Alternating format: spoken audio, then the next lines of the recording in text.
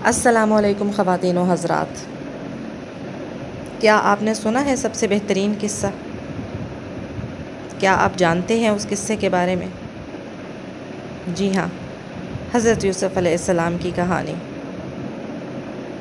اسے قرآن نے کہا ہے احسن القصص، یعنی سب سے بہترین قصہ۔ لیکن سب سے پہلے میں ان لوگوں کا شکریہ ادا کرنا چاہوں گی جنہوں نے اس چینل کو سبسکرائب کیا۔ ان کے لیے بہت ساری دعائیں۔ آپ سے گزارش ہے پلیز چینل کو لائک اور سبسکرائب ضرور کر دیں، یہ میرے لیے بہت زیادہ حوصلہ افزائی کی بات ہوگی۔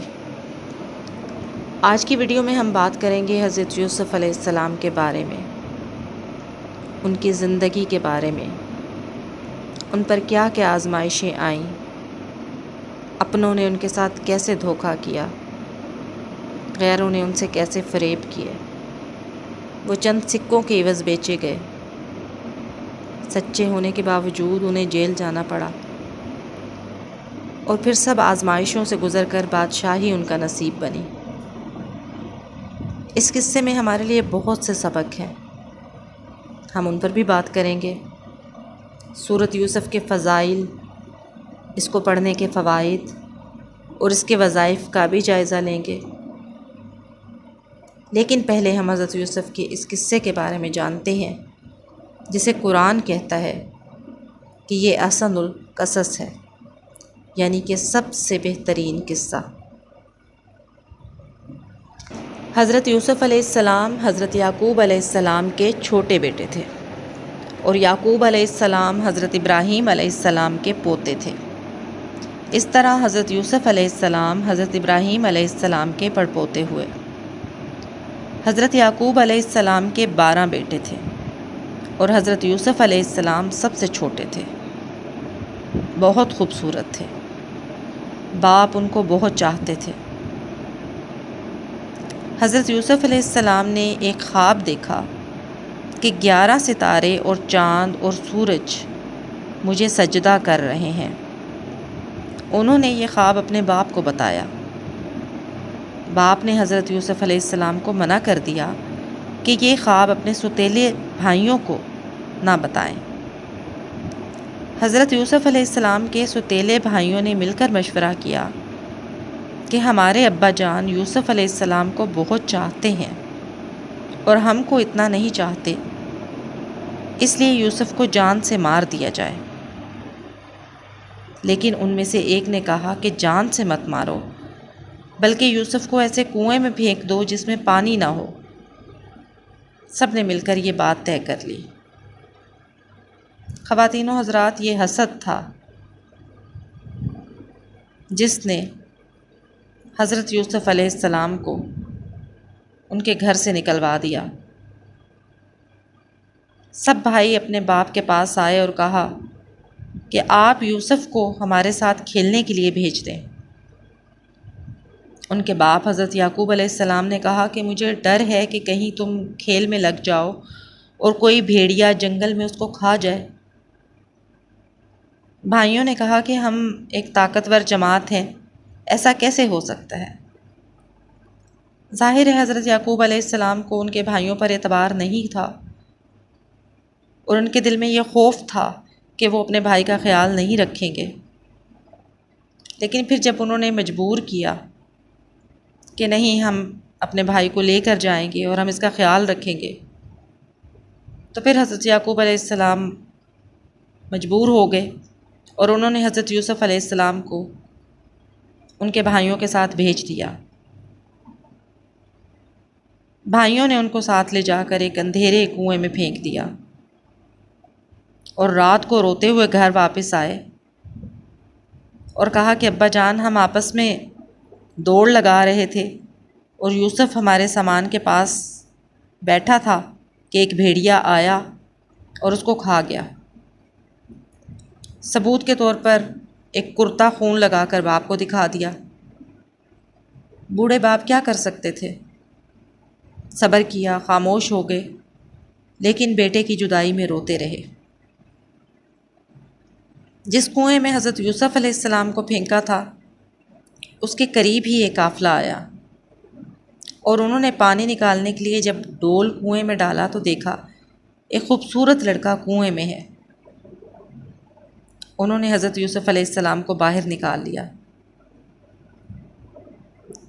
اور اپنے ساتھ مصر لے گئے۔ جب وہ لوگ مصر پہنچے، یہ قافلہ مصر پہنچا، تو وہاں پر مصر کے بادشاہ نے ان قافلے والوں کو تھوڑی سی قیمت دے کر حضرت یوسف علیہ السلام کو خرید لیا اور اپنی بیوی زلیخا سے کہا کہ اس کو پالو، ہو سکتا ہے ہم اس کو اپنا بیٹا بنا لیں۔ حضرت یوسف علیہ السلام جوان ہو گئے، ان کی خوبصورتی، وجاہت اور عقل مندی اور بڑھ گئی۔ زلیخا عزیز مصر کی بیوی جو تھی، وہ انہیں بہت پسند کرنے لگ گئی اور ان کو اپنی جانب پھسلانے لگی۔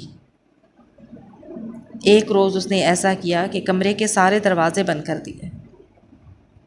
حضرت یوسف علیہ السلام نے یہ حالت دیکھی تو خدا سے پناہ مانگی اور دروازے کی طرف بھاگے۔ زلیخا نے پیچھے سے آپ کی قمیض پکڑ لی، جس سے قمیض پھٹ گئی۔ اس وقت عزیز مصر یعنی زلیخا کا شوہر بھی دروازے پر آ گیا۔ زلیخا نے الٹا الزام حضرت یوسف علیہ السلام پر لگا دیا اور اپنے شوہر سے کہا کہ یہ شخص تمہاری بیوی کی بے آبروئی کرنا چاہتا تھا، جس کی سزا اس کو ملنی چاہیے۔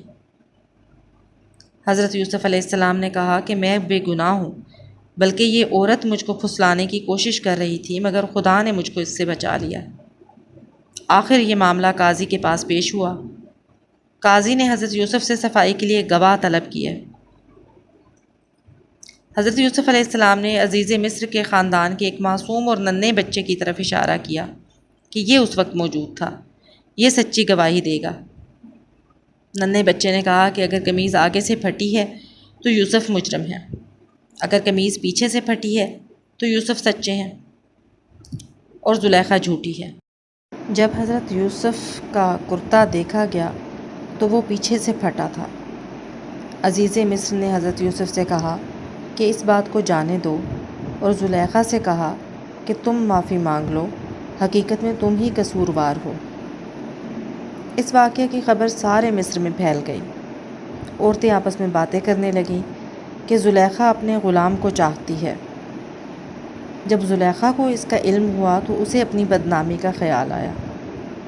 اس نے ترکیب سوچی، وہ یہ کہ اس نے مصر کی عورتوں کی دعوت کی اور سب کے ہاتھوں میں ایک ایک چھری اور ایک ایک پھل دے دیا، اور اسی وقت حضرت یوسف علیہ السلام کو وہاں لے آئی۔